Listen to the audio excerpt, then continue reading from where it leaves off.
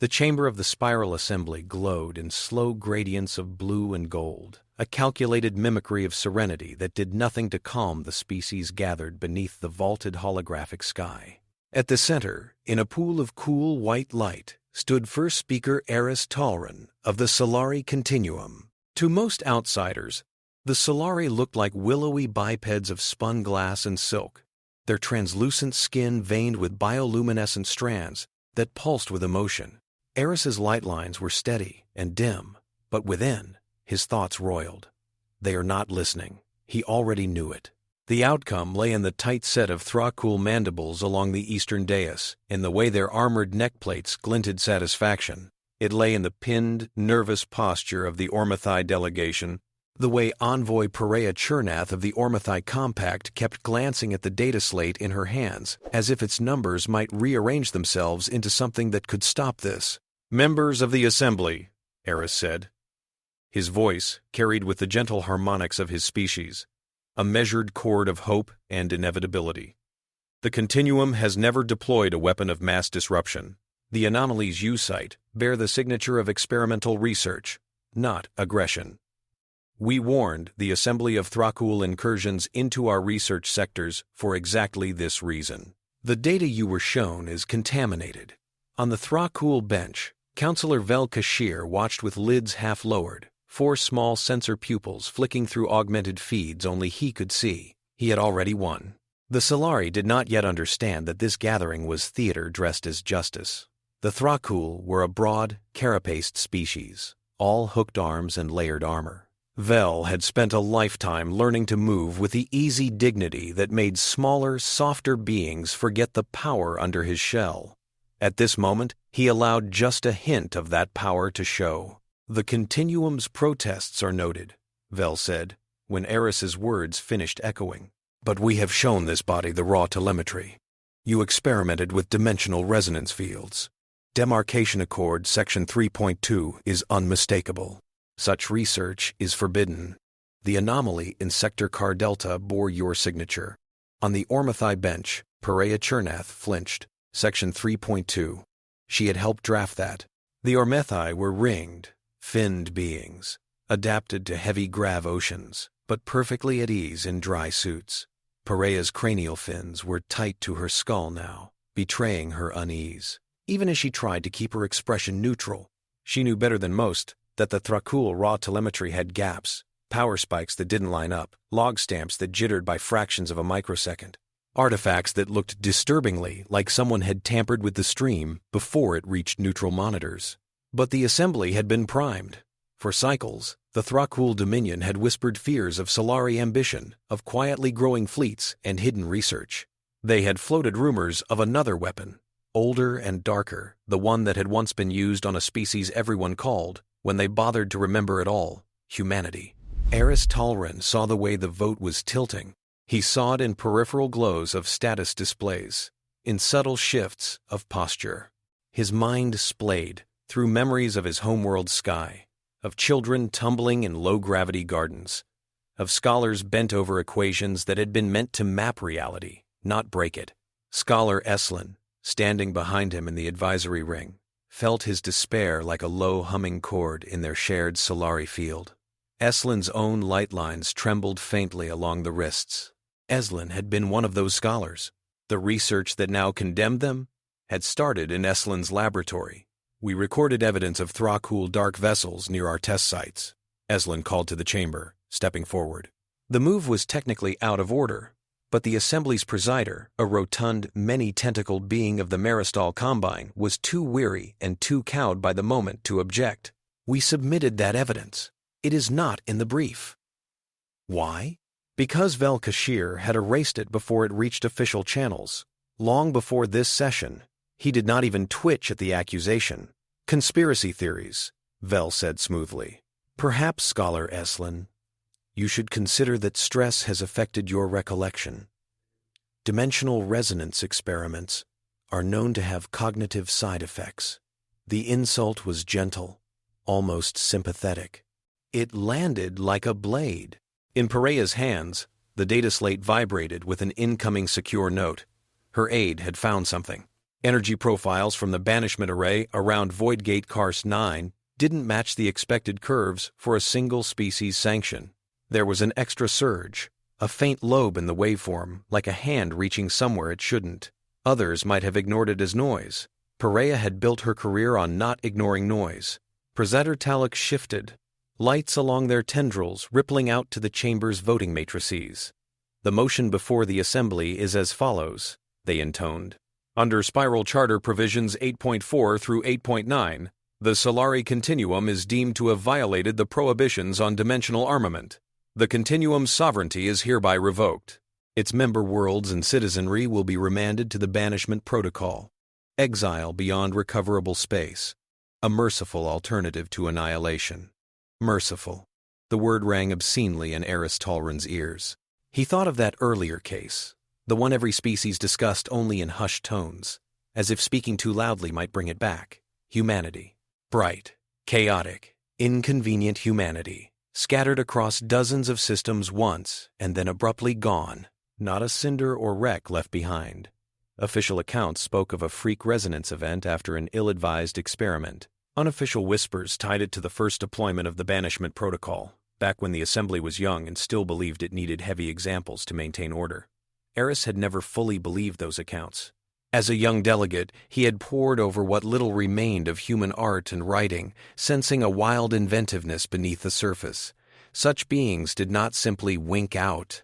And now his own people stood where humans once had, at the edge of something supposedly humane and irreversible. The Assembly's great holoscreen blossomed with colors as the voting tallies came in: green for assent, red for dissent, amber for abstain. On every bench, panels blinked along rows of beings. Pereya's hand hovered over her control pad. Her heart pounded with an alien prickling fear. If she voted no, the Ormethi would be noted as obstructive, soft on supposed weapons offenses. The Thra'kuul would tighten their pressure along her people's borders. Systems would burn. But if she voted yes, her aide's last message flashed in the corner of her display. Karst-9 power signature. Suggests secondary target. Unknown destination vector. Something else is connected. She knew what the array was supposed to do. It cut a region of space out of conventional reality and shunted it to a dead zone where matter decohered. Banishment was a euphemism, a way to tell themselves they were avoiding the stain of mass murder. No one had ever come back, so the story held. Unless the story was a lie. Pereya closed her eyes for a heartbeat and thought of her home ocean, of the lilac glow of deep thermal vents, of the children in her city's upper domes who thought war was only an ugly word in old songs. She opened her eyes and pressed red, one small point of red among a sea of green. Aris Talrin watched the pattern settle. A majority. A crushing, undeniable majority, even counting abstentions. The Sylari had always stood with the Assembly in previous banishment votes, thinking the protocol, a necessary horror, used sparingly on the worst. They had taken comfort in its supposed mercy. The irony landed in his chest like cold lead. Presider Taluk's tendrils dimmed as the system confirmed. So recorded, the Sylari Continuum is remanded. The Banishment Protocol will be enacted at Voidgate Karst-9 at 18 local assembly time. Around the chamber, species leaned in to murmur to one another. Some were troubled. Some were openly satisfied. Vel-Kashir allowed himself a very small smile. He had more than the Sylari in his sights. This was proof of concept on a grand scale. Once the Continuum was gone, public shock would fade. The Assembly would accept that sometimes, regrettably, entire peoples had to be removed for the greater stability. The path would be clear. Then the Ormethi and any other inconvenient blocks would follow. High above, the holographic dome cycled from blue to a deep twilight purple, as if mourning. No one had programmed that. The system simply followed its circadian schedule. The galaxy had decided. The Sylari would walk through a door that, by all reasonable accounts, went nowhere.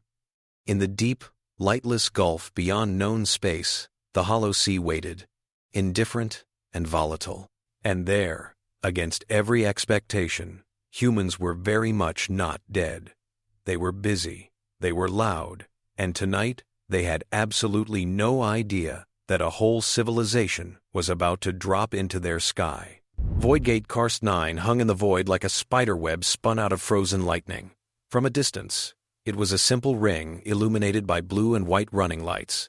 Up close, it revealed itself to be a layered lattice of superconductor spines and hypertoroidal coils, constantly flexing in subspace winds. The Sylari Arcship Radiant Wind approached the gate on silent drives. Behind it, a convoy of Continuum vessels followed in a precise, mournful formation.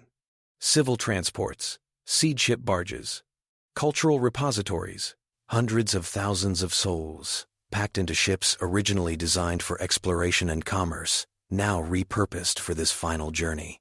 Inside the Radiant Wind's main observation atrium, Scholar Eslin stood with hands flat against the transparent hull, watching the impossible structure grow. The hollow sea, Eslin thought, staring into the dark beyond the ring. That was the colloquial term for whatever lay outside conventional space, though no one really knew what it was. A blank in the equations, an excuse to avoid descriptive language.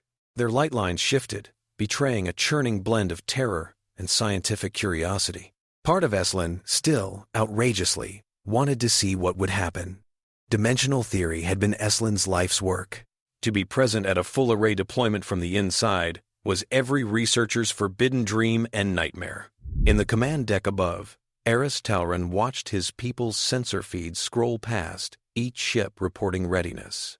There was a surreal politeness to it. Acknowledgement pings, final handshakes, little flashes of humor between officers trying to keep themselves from falling apart. He remembered when humanity vanished. He had been a junior delegate then, watching in another chamber, under another artificial sky. The Banishment Protocol had been new, the array smaller, the theory thinner. They had been told a dangerous species had recklessly torn open reality itself, and that the assembly was simply cleaning up the resultant anomaly. Later, he had asked to see the records. They had been sparse. Humans were described as volatile, prone to conflict, brilliant in spurts, and hopelessly disorganized at scale. Some delegates had spoken of their art with a kind of baffled admiration. Others had dismissed them as a failed branch of evolution. No one had wept in the chamber that day. There had been a sense of grim accomplishment, even a problem addressed. Aris carried that memory like a stone in his chest as he keyed open a channel to the convoy. "This is First Speaker Talron," he said. "I would like to address all vessels." His voice, encoded into sparkling Sylari harmonics, threaded through the fleet. "We stand at an edge no one should ever have to face. We walk here because the Assembly has chosen fear over patience, control over understanding." His light lines pulsed a deep sapphire, a Sylari signal of solemnity. "They name this exile. I name this what it is. Erasure. We cannot stop it now. Our engines, our science, cannot turn us aside, but we can choose how we face it. We can face it together, and we can watch, document, witness, so that if, in some unimaginable way, anything of us endures, those who find our records will know we did not go quietly, and we did not go believing we deserved this." On hundreds of ships, Sylari closed their eyes, or raised their hands, or exhaled slow bioluminescent curls of light gestures of affirmation in dozens of subcultures, unified by shared dread. Eslin recorded every syllable, embedding it in multiple redundant storage nodes, encrypted with cycles-old ciphers no one currently cared to crack. It was a compulsion born of a lifetime of scholarship. If something impossible occurred, there should be data. On Karst-9's control station, Thra'kuul operators moved with crisp, ritualized efficiency. They had trained for this. None of them believed they were murderers. They believed the reassuring gloss wrapped around the protocol, that matter shunted beyond the array simply lost coherence, the equivalent of a painless instant disassembly. No suffering, no drifting ghosts. Their supervisor, a junior officer loyal to Vel Kashir, watched the power levels climb. In his private channel, Vel's voice rasped approval. "Array charge is at 91%. The supervisor reported aloud for the logs. Maintain stabilization on all axes, came the reply from the station's Maristal presider, who believed this was a terrible but necessary resolution. Every species present told its operators the story that made it easiest to sleep. At 18 station time, the Banishment Array sang. Sensors recorded it as spikes and curves, complex interference patterns in superposed space. Living beings experienced it as a shudder in their bones, a taste of metal and glass at the back of the tongue. Space inside the ring bulged, then seemed to peel inward, revealing a dark not quite like any other dark. On the radiant wind, gravity jittered. Eslin's body lurched against the restraint field as the ship was drawn inexorably forward. Light outside smeared into streaks of color that bent at wrong angles. This is it, Eslin thought, their mind splitting between terror and fascination. This is what we did to them. For a fraction of a heartbeat, Eslin felt something else, a pressure, like a great depth of water. And underneath it, a weird, discordant pattern. Not emptiness, not smooth null, something alive, chaotic. Then, everything ruptured. From the station's perspective, the Sylari convoy passed the event horizon of the ring and vanished. Sensors showed the expected cascade. Energy dissipation into higher dimensional channels. Matter signatures dropping below detectability. A successful enactment. Velkashir logged the outcome and turned his thoughts toward the next application. On the other side of that rupture, the Arkship Radiant Wind tumbled out of dimensional misalignment and into a sky full of impossible lights. The hollow sea had no stars in the conventional sense. Its sky was a depthless, velvet black laced with slow-curling streamers of luminescent dust and occasional distant flares where microsingularities wandered too close to floating debris and briefly bloomed. Space here behaved like a churning fluid with odd viscosities. Radiation eddied, time slipped, then caught. To beings used to clean vacuum and steady starlight, it was like waking up underwater in a storm. The radiant wind's hull screamed under sudden stress loads. Fields flared and collapsed, then reasserted in new configurations as the ship's automated systems tried to make sense of the input. Inside the observation atrium, Eslin slammed to the deck as gravity twisted sideways, then partially inverted. They shielded their head and waited for crushing or disintegration. Instead, the forces around them smoothed slightly, not to normal, to something guided. Lights flickered back in layered hues. Status glyphs danced along the walls. They were still alive. Around Eslin, other Sylari groaned or called out. No one appeared dead. Stunned, bruised, but intact. Aris Talran dragged himself upright on the command deck and stared at the main view screen. Beyond the forward hull, a structure stretched across the dark like a ring fused to a sprawling coral reef of metal and light.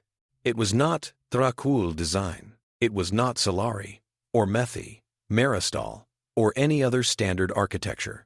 It looked, above all, improvised.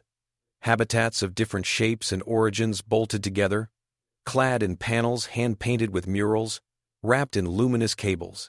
Neon and bioluminescence chased each other along its surfaces in pulses timed to some underlying rhythm the sensors hadn't yet learned to interpret. Smaller structures hung nearby, free-floating cylinders, bubble-like domes, latticeworks that folded and unfolded like slow mechanical flowers. Vessels moved between them on bright thrust plumes and totally invisible drives, cutting playful arcs. Eslin's mouth went dry. This was not oblivion. This was the wrong kind of chaos. Report, Aris snapped. Primary systems at 62%. Hull integrity holding, came the response. Local spacetime metrics are... The officer paused, struggling to compress the flood of nonsense into words that made sense. Wrong, sir. Variable. But something is shaping the gradients around us. As if to confirm, an external clamp latched onto their hull. Not violently, but firmly. A tractor beam followed. A soft push-along. The radiant wind's inertial dampeners groaned but adjusted.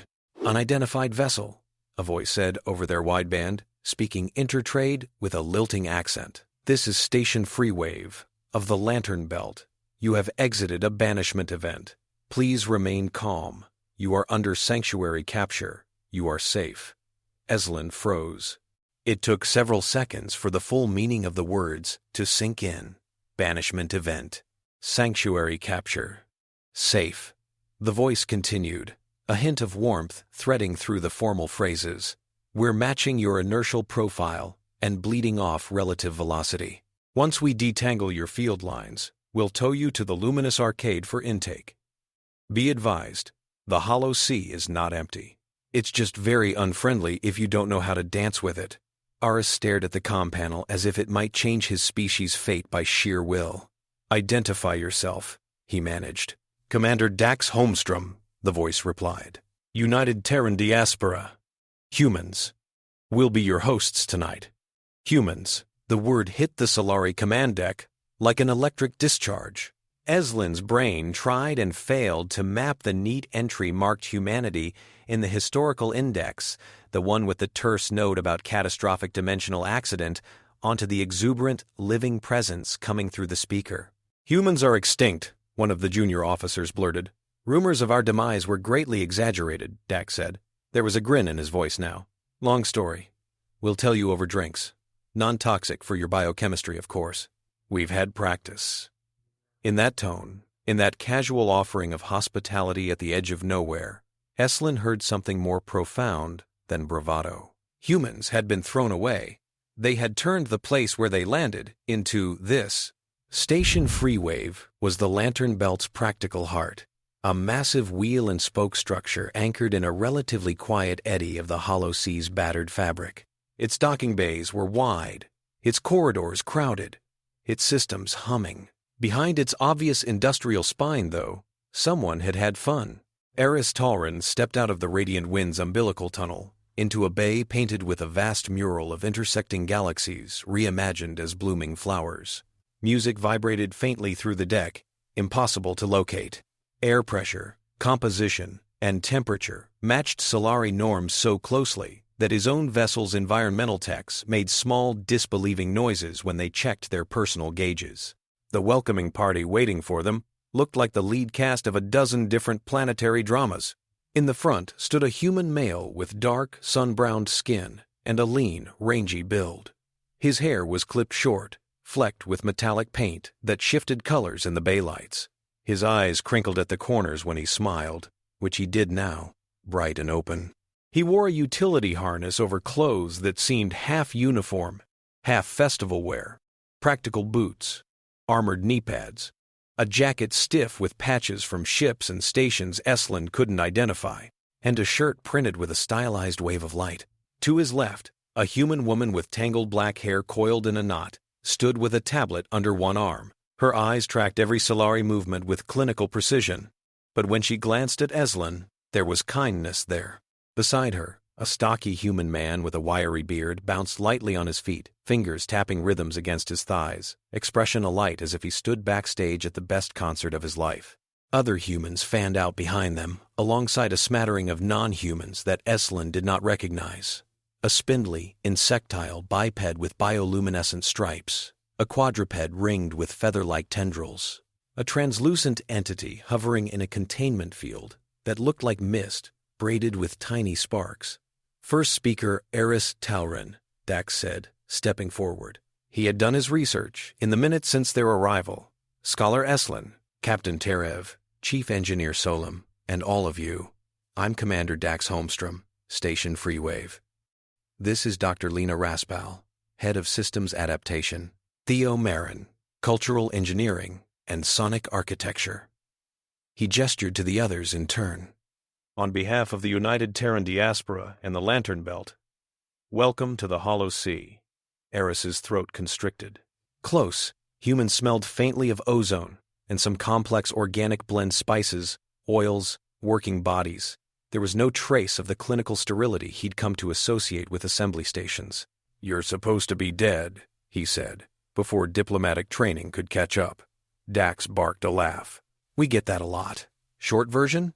The assembly tried something untested on us a while back. It sent us here. We adapted. Lena's eyes softened. The long version is uglier, and messier. But you don't need it all at once. You're disoriented. Your psychometric readings are off the charts, and your people need food and grounding.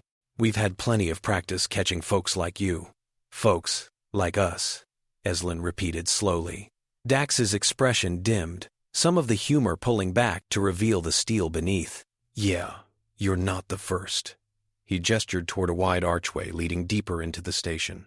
The walls there glowed with subtle guidance patterns keyed to Sylari visual spectra. As they moved, the patterns pulsed, leading them along. Come on, Theo said, falling in alongside Eslin with an easy grace. We'll run your people through medical triage and infrastructure orientation. After that, if you're up to it, I think you should see the arcade. The Luminous Arcade, Lena added. It's the face we show newcomers. All of them. Eslin caught that plural and stored it away. As they walked, the station's inner geometry revealed itself. Tunnels that curved with the local gradient of the hollow sea's tides, bulkheads reinforced where time shear risked building, open atria with floating gardens tethered by elastic threads. It was like nothing the Sylari had ever built raw, almost unfinished in places, patched where the hollow sea's tantrums had torn at it, but everything thrummed with resilience. Aris felt watched, but not in the cold, distant way of assembly security lenses. The humans looked at his people with a mixture of wariness, empathy, and unmistakable satisfaction. They remembered, very clearly, what it had been like to come through terrified and betrayed. He glanced sideways at Lena. Her dark eyes flicked to him, reading more than his posture. Humans didn't have bioluminescent light lines, but they had their own micro-expressions. You don't have to pretend you're all right, she said softly. In fact, don't. That's how people explode later. We were told, Aris began, then stopped. What could he say that would not sound ridiculous here, where the evidence of huge survival loomed around them? That banishment was permanent erasure, Lena finished for him. That those subjected to it went beyond the reach of pity, that the assembly chose the merciful option. Her mouth twisted. We believed some version of that once, too. Before we woke up in this mess, half our ships in pieces, the rest barely holding. They exited into a cavernous space, and all conversation died. The Luminous Arcade arced across a region of the hollow sea, tamed but only barely by resonance engines embedded in huge structural pylons. From this vantage, it looked like a circular city suspended in non-space, its outer rim lined with docking rings, its inner surface a riot of platforms, bridges, terraces, and pavilions. Lights pulsed everywhere. Music throbbed in the air and through the bones of the structure. But it was not chaotic noise. It followed intricate patterns, overlapping in polyrhythms that harmonized with subtle shifts in gravity. On a distant terrace, beings of a dozen shapes and biologies moved in coordinated patterns. A dance, Eslin realized. And also, a calibration. As they turned and leaped, gravity pulsed a fraction stronger, then weaker. The timing matched the cycles of the hollow sea's local tides, counteracting dangerous swells. You're throwing a festival, Aris said numbly, in a dimensional wound. Theo smiled, eyes crinkling. We tell people we turned the end of the universe into a permanent block party. It's not quite that simple, but it's not a lie either. Fun is a stabilizer. If enough people want to be somewhere, they help hold it together. Emotion is energy. We figured out how to make that literal. Eslin's scientist mind snagged on the technicalities. You bind social interaction to field modulation? Exactly. Lena's voice warmed. This was her favorite ground. The hollow sea tries to eat anything that sits still. So we never sit still. Our resonance engines are linked to behavioral loops, dances, games, music, collective work. You could call it participatory field engineering. Beneath the explanation, Eslin sensed something else. Defiance. Humans had taken the place sent to kill them and demanded that it host their celebration instead. Aris's gaze swept the nearest terrace, where stalls offered food in diverse configurations. Open grills, nutrient mists, vats of fermenting material. Children of at least 3 species chased each other between tables. A ring of stone-like benches hosted a quiet storytelling circle, voices weaving old myths into new interpretation. Among the crowd, Eslin spotted beings with features matching archival images labeled Tarkemi, Surak, Ves. Species thought annihilated in wars and accidents, or sanctioned and banished with a few lines of assembly text. Those are... Eslin swallowed. Those are supposed to be gone. Yeah, Theo said. His usual grin faded, leaving something more solemn. Funny thing, that we thought we were alone here at first. Then the second convoy dropped in. A few cycles later, the third. After that, we figured it out. The assembly wasn't using the protocol sparingly. They were just good at keeping the paperwork vague. Lost with all hands. Catastrophic system failure. Final stand against insurgents. Lena nodded. Whenever a polity became too troublesome, too independent, or just inconvenient, someone in power made the choice. Banishment instead of open slaughter. It feels better, fewer bodies to look at. And if you bury the technical details deep enough, you might even convince yourself they don't suffer. Aris felt as if he were watching a veil burning away. Behind the stories his people had told themselves about order and mercy, a darker pattern writhed. "You intercept all of them?" he asked. "Everyone sent through?" "We try," Dax said. He had been letting his colleagues speak, but now he leaned forward, his voice steady. "We didn't at first. We didn't know how. A lot of early convoys, we couldn't catch them in time. Hulls shredded, people torn apart by shear, ships crushed by rogue singularities. We lost more than we saved. But we learned. We hacked the Banishment Array back from the far side. Now, when someone fires it up out there, we feel the ripple. We spin up the resonance engines, get in position, open our nets. And you built all this," Aris said quietly, taking in the sprawling city, the patchwork of habitats, the constant motion, with nothing, in a place that wants to unmake you. "Not nothing," Dax said. "We had each other, we had stubbornness, and we had a huge grudge." He met Aris's gaze without flinching. "We're very hard to get rid of." Eslin thought of the human art studied as a curiosity in Sylari academies. Songs that turned heartbreak into anthems, paintings that made ruin look like the seed of renewal. It had always seemed melodramatic. Now it felt like prophecy. Eslin's chest ached. It wasn't only the weight of revelation, it was the sudden, dizzying expansion of possibility. If humans had survived this, if they had saved others, then maybe exile was not the absolute zero the Assembly believed.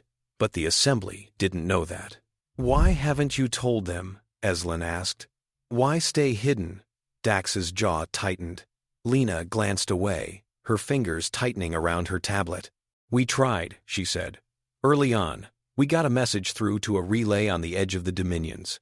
You know what the response was?" Her lips twisted. "The signal went dead. The relay went offline. The Thra'kuul who ran it vanished. We picked up a flare from the Banishment Array a few cycles later. Captured 3 small ships full of terrified people from that sector. Someone up there decided that if humanity was still around in here, the solution was more erasure, not less." Theo's eyes darkened. "We realized something. As long as the protocol existed the way it does, as a tool wielded in secret by whoever shouted loudest, the Hollow Sea would keep filling up with the Assembly's mistakes. If we stuck our heads up prematurely, we'd just paint targets on ourselves and the refugees we'd already caught. So we focused," Dax said. "Learned, built, turned this place into a sanctuary first, a base. Then we started thinking about other moves." Aris's thoughts raced ahead. "Other moves," he repeated. "You have a plan." "Plans," Lena corrected. "Plural, contingencies. But we're good improvisers. Right now, the main issue is you." "Yes," Aris said slowly. "Us. And the reason we were banished." Lena's tablet chimed. She glanced at it, and her brows knit. "Right. About that." She projected a holo into the air between them. Energy graphs, signature profiles, the unmistakable curves of dimensional resonance fields. Eslin's breath caught. "That's our research data," Eslin said. "Not quite," Lena replied. "It's the data they submitted to the Assembly. It doesn't line up with the raw feed we siphoned from Karst-9 while they were sending you through. She flicked her fingers, overlaying 2 traces. The discrepancies were obvious even without expert eyes. Subtle phase shifts, amplitude differences that couldn't be explained by noise. It's a fabrication, Aris said. His own light lines burned bright now, anger mixing with bitter vindication. They tampered with our logs to make us look like weapons designers. Thra'kuul signatures all over the interference patterns, Lena said. Sloppy work, too. They didn't expect anyone on this side to be watching. So, Theo spread his hands. Welcome to the club. You got railroaded. Eslin's mind leapt outward, tracing the implications. If the Dominion had forged data this blatantly, it wasn't a one-off. It was part of a pattern. Already, faint whispers had circulated in the Continuum about troop movements near Ormethi space, about increased Banishment Array activity logged in obscure corners of the network. If they're willing to banish a whole Continuum on falsified charges, Eslin said, voice low, they'll do it again, on a larger scale. You're not wrong, Dax said. We've been watching spikes in array calibration for the last dozen cycles. Someone's gearing up for something big. Your arrival just confirmed the worst timing. Aris turned away, staring out over the arcade's glowing terraces. For a moment, he let himself simply feel grief for his people's sudden dislocation, rage at the Assembly's cowardice, shame at his own complicity in prior banishment votes. Then he straightened.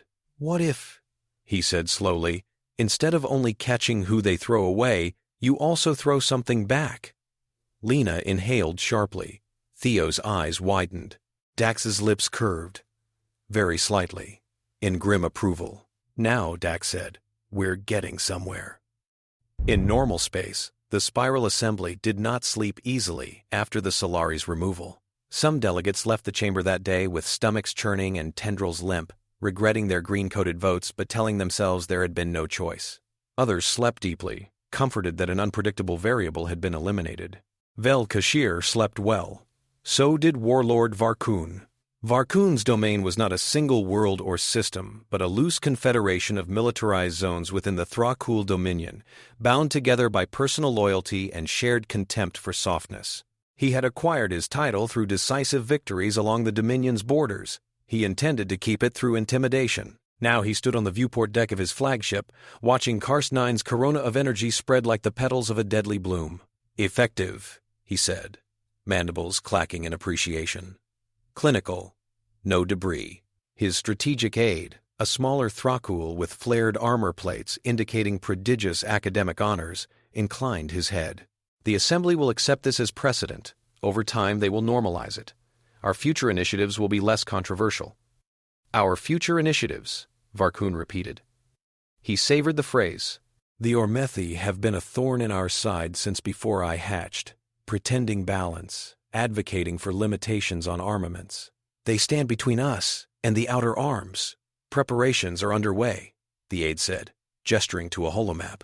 Sectors highlighting in Dominion's orange, Ormethi blue, Assembly gray. Karst-9 can be recalibrated for multi-target banishment events. With the right framing, the Assembly will accept the necessity. A few well-timed incidents, perhaps staged Ormethi aggression, will prime them. Varkun flexed his upper limbs, pleased. And if they do not, the aide's plates clicked uneasily. There are ways. The Banishment Array can be triggered under emergency provisions if the Dominion declares existential threat. Vel-Kashir's encrypted image flickered into being in the corner of the display. We will not need to bypass the Assembly entirely, Vel said smoothly. Trust me, Warlord.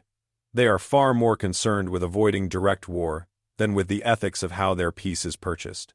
Present them with a choice between protracted conflict and a swift, humane solution, and they will choose the latter. Again and again. He thought of the Hollow Sea, not that he called it that. In his mind, it was just the null, an efficient solvent for problems. He did not care what actually existed beyond the Banishment Array. He didn't think about it at all. That was the point. We proceed, Varkun said. Begin priming the array. We will make an example of a small Ormethi world first. A colony. Something deniable. As orders rippled out, diagnostic pings flickered around Karst-9. Deep in its superstructure, a buried sensor node, not installed by any official maintenance crew, stirred awake. On Station Freewave, an alert bloomed across multiple screens simultaneously. Zanele Onwudiwe was the first to see it. She had been drifting in a zero-G maintenance shaft, ankles hooked around a strut, torso inside an access panel, coaxing a stubborn power conduit back into alignment. When the alert flashed in her retinal overlay, she swore, pushed herself out, and kicked off toward the nearest handhold. "Resang Grid, talk to me," she snapped, sub-vocalizing into her throat mic. Across the lantern belt, resonance engine clusters hummed in answer. Zanele rode the data stream like a surfer, years of experience letting her skim for the important bits. Buried under everything else was a familiar, hated signature. Banishment Array warm-up. "Karst-9 is spinning up," she called. "Power levels rising past baseline. This isn't a maintenance cycle. They're charging for a shot." On the Luminous Arcade's central control tier, Dax Holmstrom straightened from a console where he'd been reviewing intake reports for the Sylari convoy. His expression sharpened. "Targets?" he asked. "Too early to tell," Zanele said. "But they're reconfiguring the beam pattern, not a one-off like with the Sylari. This looks like multi-point capability." Lena, hovering at another console, brought up a model. Arcs and nodes blossomed in the air, showing Karst-9's projected reach across nearby sectors. Or METHI, she thought, as soon as she saw the highlighted volumes. Her gut went cold. "We knew this was coming," she said, half to herself. "They just confirmed it." Dax exhaled slowly. He had felt this moment approaching like an oncoming storm. Now it was here. "Get me Scholar Eslin and First Speaker Talrin," he said. "And patch a secure link to the Ormethi Compact's primary assembly envoys. If we're going to kick this nest, we need allies on the outside." Theo Marin, who had been leaning nearby, arms folded, watching the data swirl, uncrossed his arms. "And I'll get the bands ready," he said. Dax shot him a quick, fondly exasperated look. "This is not your usual jam session, Theo." "Exactly why we have to nail it," Theo replied. "You're about to ask the Hollow Sea to do gymnastics it was never meant to do. You think it'll listen to math alone? Please. It needs a beat." The Sylari delegation's quarters on Station Freewave were an odd mix of Sylari aesthetics, soft gradients, open spaces, hovering light sculptures, and human pragmatism. Adaptive materials in the walls shifted under subtle cue signals, recalibrating to Sylari touch. Aris Talrin had been pacing for a long time when the door chimed. He had not realized how long, until Eslin glanced at the wall display and winced at the time. "It's after 21 by their station clock," Eslin said. "You should rest." "And you?" Aris asked. Eslin had been going through the data Lena had shared, layering it with continuum records, mapping discrepancies. Their light lines pulsed with exhausted focus. "I cannot sleep yet," they said simply. "Not while this keeps unfolding." The door slid open with a gentle hiss. Dax stepped in, followed by Lena and Zanele. Theo hovered in the corridor outside, fingers already twitching to some unheard rhythm. "We have news," Dax said. "Not the kind you hope for." Aris gestured for them to enter. "Let me guess," he said. "The Dominion is not content with one test case." Dax's eyebrows rose. "You catch on quick." Lena projected Karst-9's power curves into the room. "They're charging the array for a multi-vector strike. Based on the sectors in line and some chatter we've intercepted, we think they're aiming at an Ormethi colony. Maybe more than one, depending on how this first shot goes. They'll frame it as a necessary response to alleged provocations. Once the assembly swallows that, they'll swallow anything." Eslin's light lines flared in alarm. "Can you intercept them as you did us?" "In theory," Zanele said, "but we've never tried catching a mass banishment. The field geometry is different, and the Hollow Sea will buck harder. We might save some ships and lose others, and if we miss a line, we could drag our own structures into the shear zone." "You've been preparing for something like this," Aris said, reading the quiet tension in their postures. "You have a plan." "We have the beginnings of one," Dax said. "We need something else. Legitimacy. We can't just show up in the Assembly's sky like a bad surprise and expect them to listen. We need proof of the Dominion's manipulation, and we need someone in the Assembly willing to stand up and say, 'I told you so.'" Eslin straightened. Envoy Pereya Chernath, they said. She voted against our banishment. She already suspected something. If she sees your data and ours together, she'll push. Lena nodded. We recorded the Sylari event from this side, and we have partial override codes for some of the array's maintenance nodes. If we use the Ormethi strike as a bridge, we might be able to do more than just catch the victims. We might be able to punch a tunnel straight through from here to the assembly chamber. Aris stared. The idea was so audacious, it almost short-circuited his ability to object. You intend to arrive, he said slowly, in the middle of an assembly session. In style, Theo said from the doorway, unable to keep quiet. If we're going to tear open reality in front of the most powerful polities in the galaxy, we should at least make it look good. This is not theater, Aris snapped. Theo met his gaze unflinchingly. It is exactly theater. Politics always is. You think those votes happen because of pure logic? No. They happen because someone tells the best story with the best imagery.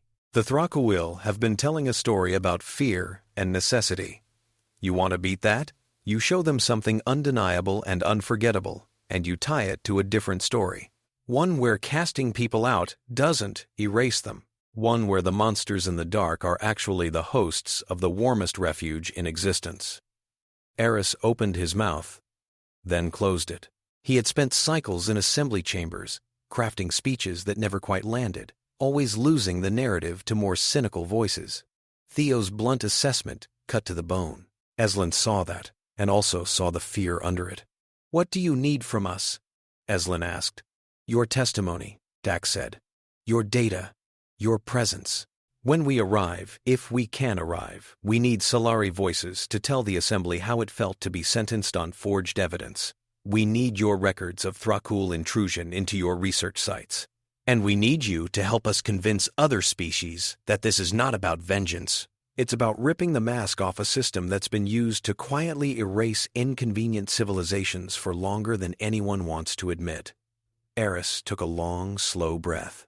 He thought of the hollow sea's swirling darkness outside, of the luminous arcade's defiantly glowing terraces, of the children he had seen laughing there, species mingling in ways he'd never seen in sanitized assembly corridors. He thought of humanity, written off as a failed experiment, standing here alive and unbroken. What if we fail? He asked. Then more people die, Dax said bluntly, and we keep catching as many as we can. And we keep building. But if we don't try, the Dominion will turn banishment into a conveyor belt. Entire sectors will just quietly go missing. Aris nodded. Then we do not accept failure. Eslin's light lines steadied. Show us your resonance engines, they said. Show us how you dance with the storm, and we'll show you how to talk to an assembly that thinks it's untouchable. Preparation fractured across a dozen fronts at once, like a well-rehearsed improvisation. Lena Raspal and Zanele Onwudiwe buried themselves in the resonance engine core atop the Luminous Arcade. The core was a mad tangle of coils, field generators, and jury-rigged additions, grown over cycles like a coral reef of technology. Cables snaked into it from all directions, carrying not just raw power, but sensor input from every corner of the lantern belt. The plan was deceptively simple in concept. Step 1.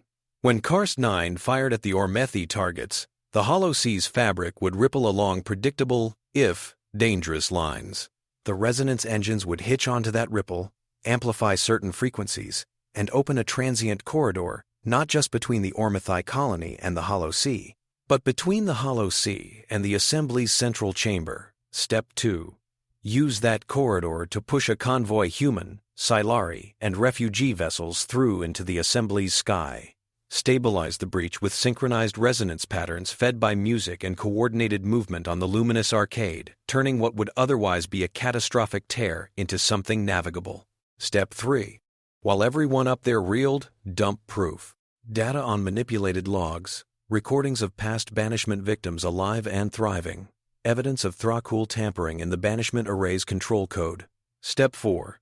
Brace for the inevitable retaliation, and be ready to flip the whole game if the Dominion tried something drastic, like collapsing the hollow sea. The last step was Lena's obsession. She had theorized a way to invert the protocol, to retarget banishment fields from inconvenient populations to the very systems and fleets that tried to use them as disposal tools. It was a theory she had never fully tested, partly because of the catastrophic risks, partly because she had hoped never to need it. Now, as Zanele rerouted field coils and Mateo Kovarik bolted in new confinement rings, she pushed the resonance engine's configuration toward that dangerous edge, building in a fallback routine that could, at a crucial moment, turn the array back on its wielders. "You're really going to try it," Mateo said quietly, as a diagnostic graph flashed red, then slowly smoothed to yellow.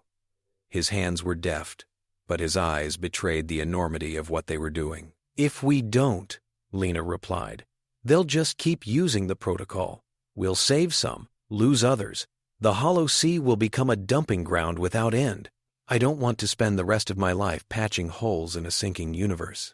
Zanelli snorted softly. "You won't. You'll spend it rebooting the same server cluster because we overloaded it, saving everyone." Lena smiled despite herself. Humor was their shield. "Optimism looks good on you, Z." On the arcade's primary performance deck, Theo orchestrated a different kind of preparation. He stood before a crowd of hundreds. Humans, Sylari, Tarkemi, Sorak, Ves, and more. Some were veteran residents of the Lantern Belt. Others were recent arrivals, like the Sylari, still adjusting, but determined to help. "We're about to try something no one has ever done," Theo said, his voice carried easily, amplified by subtle acoustic projectors. "We're going to convince reality to open a path where it's never opened before, and we're going to ride that path into the political heart of the people who thought we were gone." Nervous laughter and murmurs rippled through the assembly. "I'm not going to lie to you," Theo continued. "It's dangerous. If our timing's off, the corridor could shred. If our patterns are sloppy, the Hollow Sea could surge. But you all live here. You know what this place is. You know that when we move in rhythm, when we breathe together, when we want the same thing hard enough, we can bend this storm. You've seen it when we've steadied habitats, when we've deflected singularities, when we've pulled ships out of the shred zone." He spread his arms. "This is the same thing, just bigger. We need you, your bodies, your voices, your will. We're going to build a pattern so strong that even the Banishment Array has to listen." He triggered a sequence on his wristband. A low, throbbing beat rolled out, felt as much as heard. It matched the subtle, slow swell of gravity underfoot, then nudged it, training it. Shapes danced in the air above him, visualizations of field lines, eddies in space-time, overlaid with rhythmic patterns, dancing with the storm, rendered as choreography. "Follow me," Theo said. "And if you can't dance, clap. If you can't clap, hum. If you can't hum, just want this to work so badly that the Hollow Sea has no choice." The crowd laughed again, looser this time. Fear and excitement tangled. Among them, Eslin watched with wide eyes. The combination of physics and performance should have felt absurd. Instead, it felt exactly right. Dimensional resonance was all about waves and interference. Why shouldn't music and motion, simplified waves the body understood instinctively, help shape the complex ones? Eslin stepped forward as the beat built, joining the front line. Sylari bodies moved differently than human ones, more gliding and spiraled, but rhythm was rhythm. Their light lines flared in time. In that moment, Eslin felt something they had not felt since the assembly vote: hope. At 13:30 assembly time, in the Grand Chamber, Envoy Pereya Chernath sat through a dull-budget subcommittee report and thought about ghosts. Not literal ones, of course. Her people had myths of the lost currents, souls caught in eddies of infinitesimal gravity waves. But she did not believe in them. She believed in numbers, analysis, and quiet stubbornness. Still, since the Sylari banishment, something had unsettled her. The discrepancy in the Karst-9 logs nagged at the back of her mind. The way Velkashir had dismissed Scholar Eslin's data request. The way some archive entries on prior banishments had been misplaced. Her slate chimed softly with an incoming encrypted ping. She glanced down, intending to ignore it, until after the session, then froze. The sender string was impossible. United Terran Diaspora. Her gills fluttered in a reflexive, disbelieving laugh. Then she saw the authentication signature beneath it, a pattern she had not seen in a long time, one belonging to an ancient, mothballed distress protocol reserved for existential threats. Her hands shook as she opened the message. It was brief. It contained coordinates, a diagnostic snapshot of Karst-9's current power curve overlaid with human annotations, and a compressed file labeled Evidence of Banishment Misuse and Continued Existence of Exiled Populations. At the bottom, a simple line. We are alive. We have your people. We will catch whoever they throw next. We will also be coming to talk. Get anyone who might listen ready. Attached was a personal note, addressed to her by name, referencing a paper she had written on the ethics of irreversible sanctions. It mentioned the red point among the green on the Sylari vote. Pereya's fins pressed tight to her head. Her heart raced. If this was a trap, it was an exquisite, elaborate one. If it was real, she requested a brief recess, citing urgent sector-level concerns.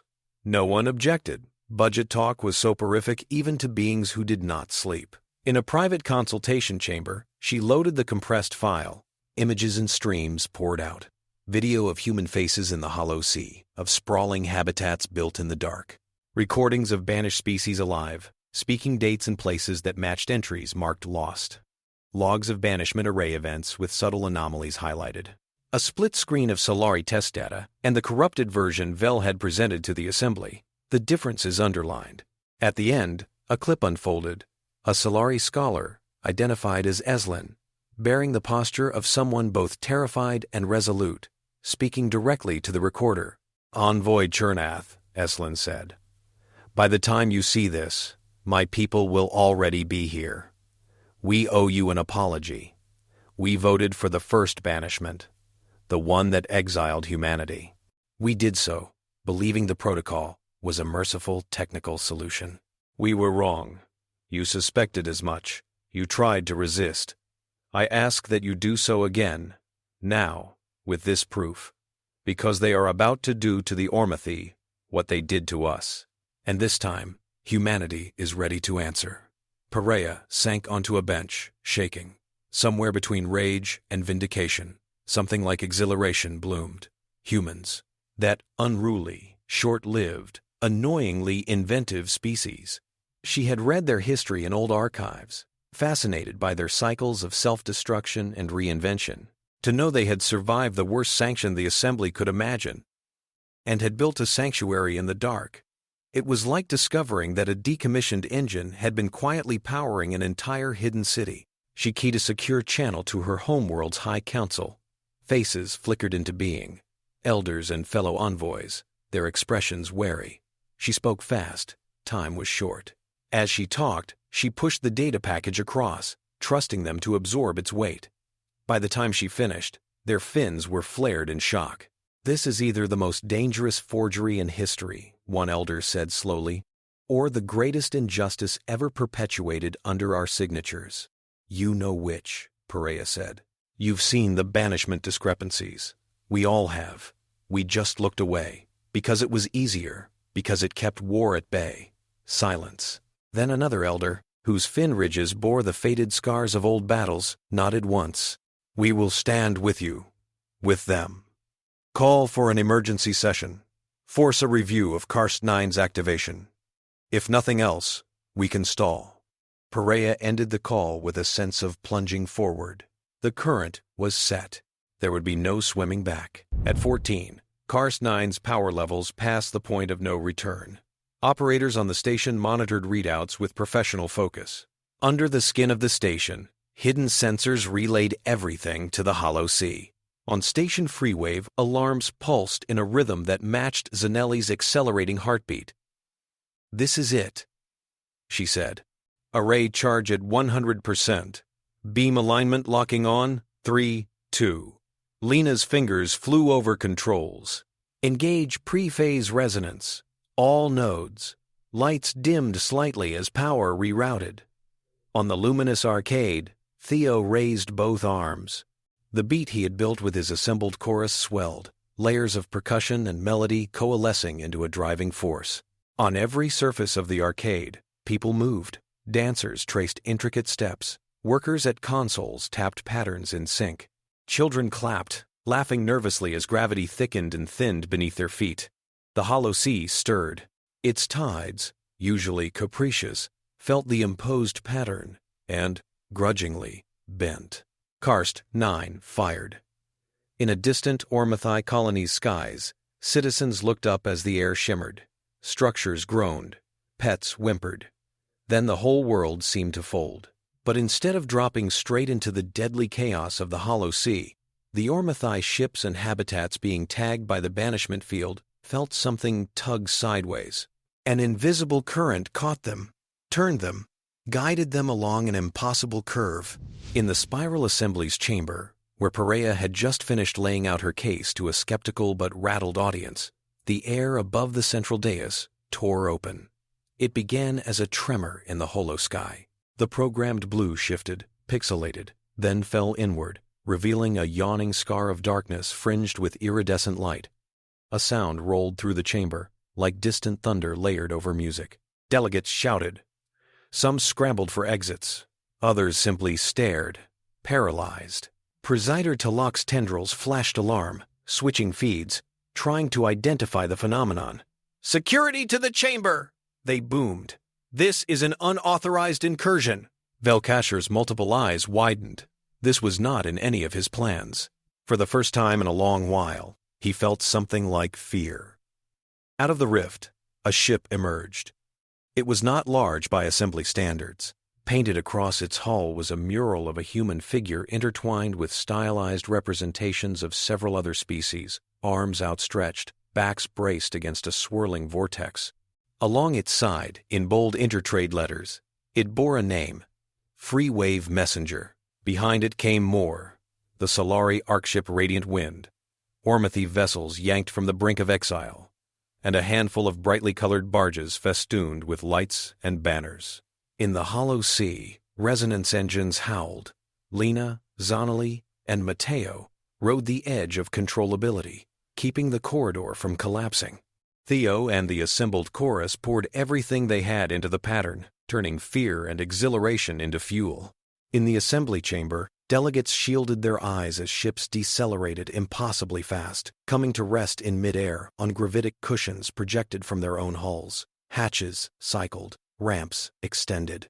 A human stepped out onto the bow of the lead ship. Commander Dax Holmstrom surveyed the assembly with calm, level gaze. He was dressed in a fusion of utilitarian gear and ceremonial flair, patches and harness, and protective mesh, combined with a half-cloak woven from shimmering fabric that caught the strange light of the rift and refracted it in unexpected colors. His heart hammered. The air tasted sterile and thin after the dense, lived-in atmosphere of the hollow sea, but his voice came out steady. "Spiral assembly," he said, not using intertrade honorifics, just the simple address. "My name is Dax Holmstrom of the United Terran Diaspora. You tried to throw us away a long time ago.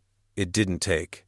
A shocked murmur rippled through the chamber. Some delegates clutched at their consoles. Others whispered the human species' name like an old curse. Behind Dax, Aris stepped forward onto the same bow, light lines dim but steady. "I am First Speaker Aris of the Sylari Continuum," he said, his harmonics cutting through the noise. "You voted to erase us last cycle. You cast us into what you call the null." He gestured back toward the still-open rift, where glimpses of the hollow sea's strange sky could be seen beyond. "We did not find oblivion there. We found humanity. We found all the others you have quietly banished over the cycles and written off as dead." Presider Talak flailed tendrils. "Security!" they repeated. "Higher pitch now. Seal the chamber. Control. Shut down the anomaly." "We wouldn't do that," came Lena's voice, projected from the Freewave Messengers.com array. "You'll destabilize the corridor. We're riding the Banishment Array's own wave. Collapse it wrong, and you'll tear a radius of assembly space into confetti." Delegates froze. Even those who had no idea how the protocol worked understood the word confetti in context. In the Ormethi bench, Pereya stood, fins flared, voice ringing clear. The evidence is already in your systems, she called. Data from Karst-9, from the Hollow Sea, dimensional logs, independent witnesses. You can verify what they're saying, but look at what's in front of you. On one of the barges, a Tarkemi elder stepped up and projected an image of their original homeworld, alongside an archival listing from the Assembly.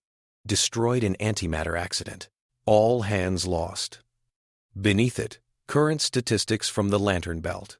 Population, cultural preservation efforts, new births. A Sirach scientist broadcast recordings of their trial, the rhetoric used to frame them as hopelessly dangerous insurgents. Alongside it, they showed footage of their thriving new habitat in the Hollow Sea, where former enemies shared playgrounds with their children. The chamber's air filled with voices, languages, histories thought ended.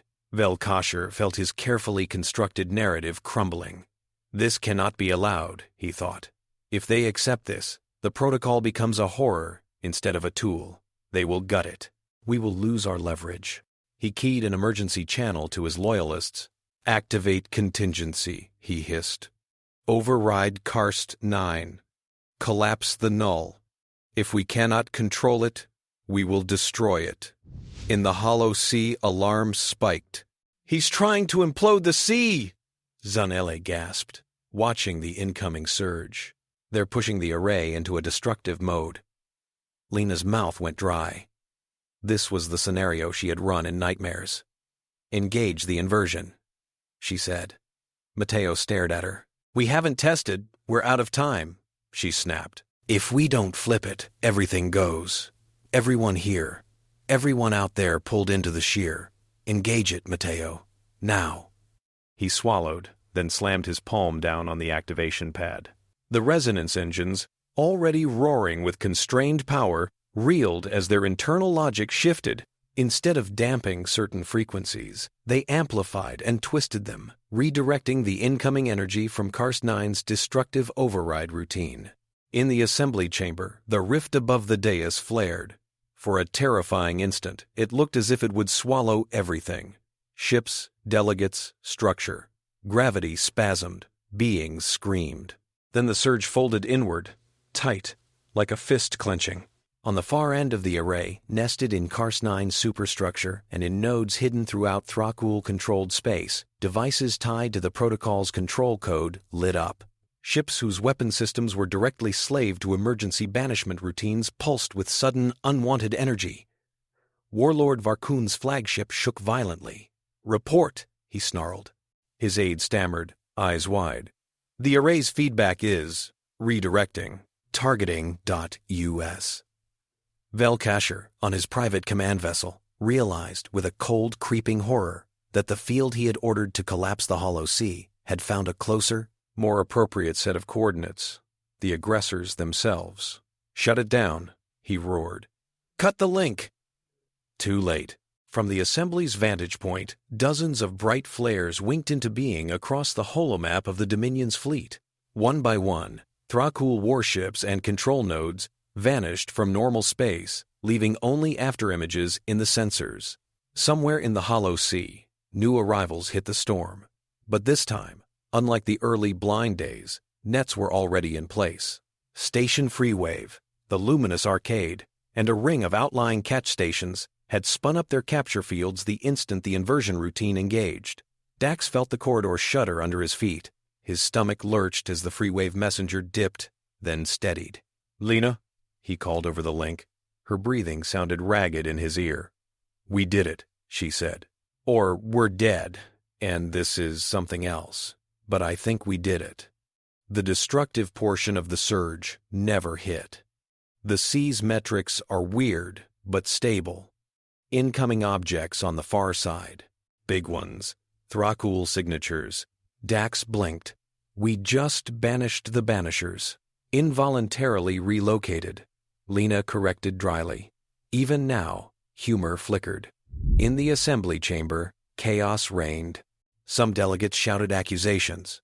Others broke down in disbelief. A few, mainly those from species whose ancestors had quietly vanished from the records, wept. Presider Talok slammed their tendrils down on the control dais, amplifying their voice to a painful volume. "Enough! they boomed. Enough! We cannot process all of this in one surge. But we can see what is in front of us. The Banishment Protocol has been misused. Populations we thought gone are alive.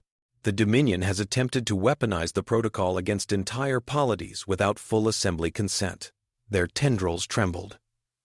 This chamber will come to order, effective immediately. All further use of the Banishment Protocol is suspended pending comprehensive review. Karst-9 is to be shut down. Control of the array is to be transferred to a neutral oversight council with representation from those rescued.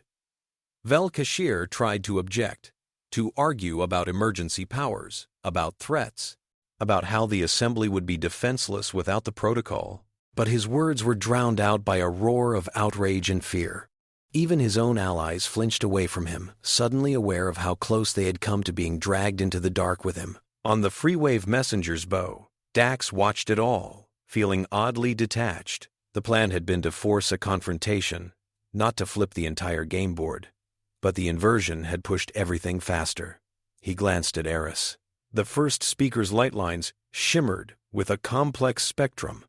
Grief, anger, determination, a faint, incredulous hope. "What now?" Dax asked quietly. Aris looked back at the swirling rift, then at the assembly below. "Now," Aris said, "we negotiate, and we build." Negotiations took a long time. There were breakpoints, walkouts, shouted arguments.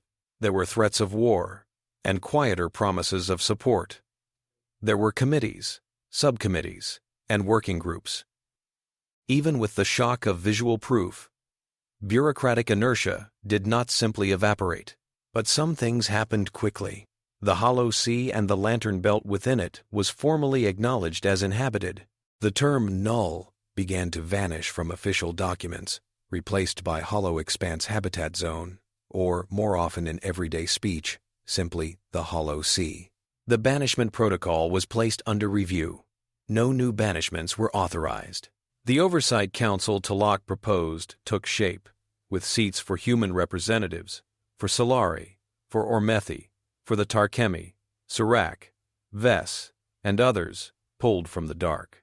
The Thra'kuul Dominion, suddenly missing a chunk of its military and a portion of its political class to involuntary exile, found its tone in the assembly shifting from imperious to defensive. Karst-9 was not destroyed, but its triggers were physically severed from any single polity's direct control. Resonance nodes modeled on Lena's work were installed to ensure that if anyone tried to repurpose it in secret, the Hollow Sea would feel it and have a chance to respond. In the Hollow Sea itself, the newcomers arrived dazed and furious. Thra'kuul warships, including those commanded by Vel-Kashir and Warlord Varkun, materialized in the churning dark, torn out of normal space mid-command. Their hulls groaned under unfamiliar stresses. Weapon systems misfired, and then went dead under blanketing inhibitor fields. Waiting for them were lantern belt vessels, flying flags of truce, and broadcasting hospitality protocols. On one of those ships, Security Chief Rania El-Kawari watched Thra'kuul icons blossom on her tactical display. Her jaw was tight, but her orders were clear. "Lock their weapons," she said. "Disable their drives, then open channels. No one fires unless they fire first. And even then, we're aiming to disable, not destroy," a junior officer sputtered. "After what they did, we are not here to finish their work," Rania said. "We are here to break the cycle. That means we treat them like we treated everyone else who fell through that hole. They get food, air, gravity that doesn't splinter their bones. Then they get a long, uncomfortable look at what they've been doing to other people for cycles." On one captured warship, Vel-Kashir looked out at the lantern belt's improbable ring and felt his certainties erode. His identity had been built on the assumption that power flowed only one way, from those who could banish to those who could be banished. He had never considered that anyone might catch what he had thrown away or come back to confront him with it. He did not change overnight. Beings like Vel rarely did, but the premises of his world had cracked, and through those cracks, other possibilities seeped. Months later, the Hollow Sea hummed with new activity. Construction crews extended the lantern belt, adding habitats designed by Sylari architects and Ormethi structural engineers. New resonance nodes, anchored corridors between the sea and carefully chosen, tightly monitored points in normal space, assembly stations, neutral trade hubs, even a few planetary surfaces equipped with redundant emergency cutoffs. Travel between realities remained dangerous, strictly limited to small vessels piloted by those trained in hollow sea navigation. But it was no longer the one-way trip it had once been. Exile had become, if not reversible, at least negotiable. On the Luminous Arcade's central terrace, under a sky painted with swirling representations of both ordinary stars and hollow sea vortices, a gathering unfolded. Not a grand assembly, not a formal signing, just a gathering. Humans and Sylari, Ormethi and Tarkemi, Surak and Ves, Maristal, and a small, tense cluster of Thra'kuul stood together, scattered in small groups, talking. Laughter punctuated serious conversations. Someone had set up a grill that wafted enticing smells through the air, tailored to multiple species' tastes. Theo strummed a stringed instrument, weaving a melody that threaded through the background murmur without overwhelming it. Children darted between legs and tendrils, shrieking with the particular joy found only where parents are distracted and the horizon feels safe. Near the terrace's edge, where the transparent railing gave a clear view out over the hollow sea's strange depths, Aris Talrin and Dax Holmstrom leaned side by side. "So," Dax said, "you've been in both of our worst rooms, assembly chamber, hollow sea control deck. Which one's more terrifying?" Aris considered. "The assembly," he said. "At least here, the dangers are honest.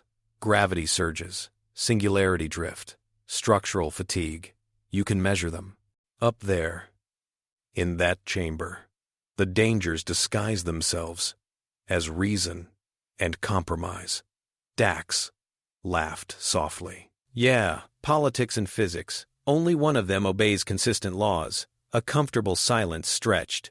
Below, on a lower terrace, Aslan conversed with Lena and Zanele, gesturing animatedly as they debated some fine point of resonance theory. Nearby, Pereya stood with a Thra'kuul civilian studying a projection of the Lantern Belt's expansion plans, her fins relaxed, her posture open. "So what now?" Dax asked, at last. "Other than patching holes and arguing in committees." Aris's light lines pulsed thoughtfully. "We make sure no one ever looks at that hole in reality and thinks, 'Convenient trash chute again.' We teach them to see it as something else." "A door," Dax said. "A bridge. A responsibility," Aris added. They watched as Theo launched into a new song, the beat picking up. People began to dance, some awkwardly, some with practiced ease. Gravity beneath them adjusted in tiny increments, responding to the pattern. The hollow sea, still capricious, still dangerous, seemed for once to sway in time. An alert pinged softly at the edge of Dax's vision. He checked it and felt his breath catch. Another Banishment Array activation. Small scale, on the far edge of an obscure sector. An impatient warlord somewhere in the Outer Arms, thinking the old rules still applied, had tried to erase a bothersome rival in secret. Dax showed the alert to Aris. The Sylari's light lines hardened. "They never learn," Aris murmured. "Some never do," Dax agreed.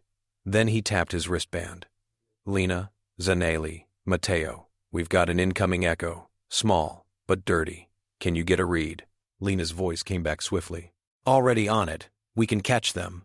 The new nodes are in place." Theo, sensing the shift in energy, even without checking any display, subtly altered the song's pattern, folding in the preparatory cadence used for catch operations. The dancers adjusted without missing a beat. Rania's voice crackled over the local net. "Rescue squad assembling. Mixed team. Same drill as last time. Let's go make some new friends." Dax pushed away from the railing. "Duty calls," he said. Aris nodded. "We will join you," he said. "If we are to be stewards of this crossing, we should not just talk about it. We should be there when the exiled arrive." They moved through the arcade as the festival's pulse shifted, celebration turning seamlessly into a coordinated act of defiance and welcome. In the depths beyond, the hollow sea curled around the approaching disturbance. feeling the tug of the resonance engines, the will of thousands of beings who refused to let another species slip unseen into the dark. The array on the far side fired, the storm rose. And in the heart of that storm, where once there had been only emptiness and oblivion, the stubborn, improvising, impossible presence of humanity and its unlikely allies waited with open hands,